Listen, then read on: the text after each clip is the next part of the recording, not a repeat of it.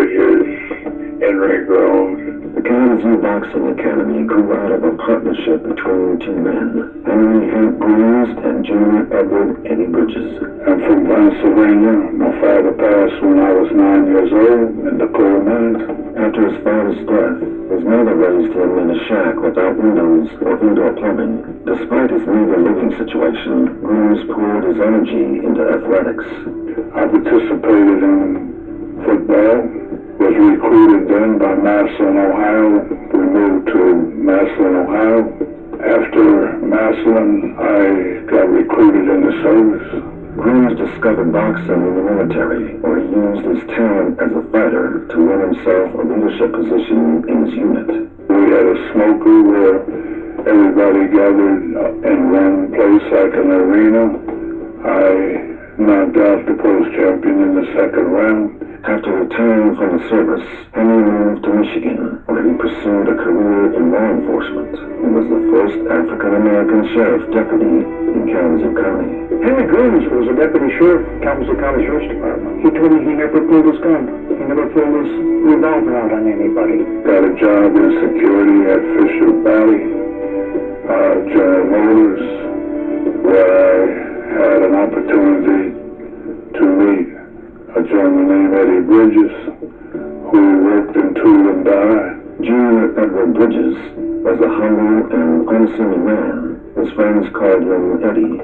Born in a town of 300 people near the Mississippi River, Eddie Bridges moved to Michigan to work in auto manufacturing. He began working at the Fisher Body General Motors plant in Kalamazoo in the 1960s.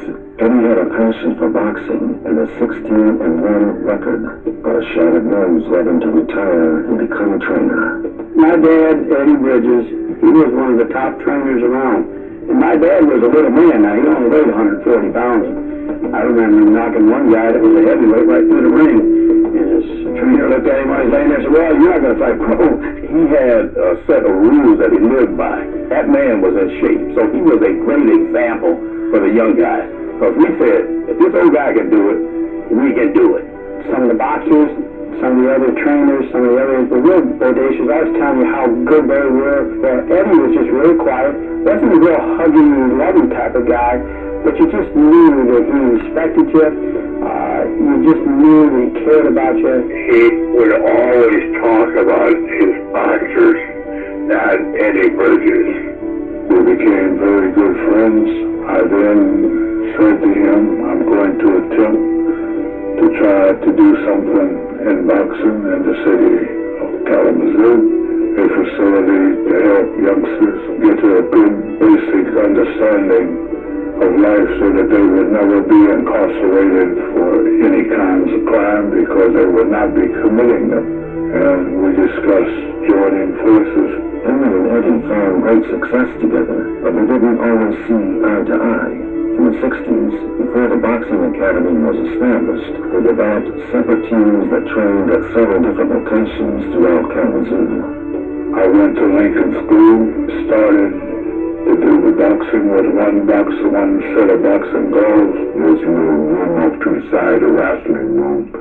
And so when we go in there and train, we had no money, had no boxing ring, etc. We had to hold hands to encompass the ring. And Eddie was training fighters on the side from the KBA. So I would go to Lincoln School on a Friday night, and he was kind of short guy who we knew he was good. He was about 39 at the time. It was Eddie Bridges, and he was the coach. He moved from Lincoln School to the YMCA. I started training under Eddie Bridges, and it was down at the Y. And there was probably 20 of us there, so we trained there and then fought eventually in the tournaments in Grand Rapids. The Y wasn't going to let us box anymore. They had to use the space for other things. We boxed out in this old barn in Mattawan for probably that whole summer. It was a great barn. We set up a ring in the big barn. We sparred there. The owner of this great field was so gracious to allow us to use his farm. His name was Jim Block. He was one of the famous fighting Block brothers out of Kalamazoo. Then we went downtown Kalamazoo to an old vacant retail shop. We ended up at the Kalamazoo Boxing Academy. We merged with them.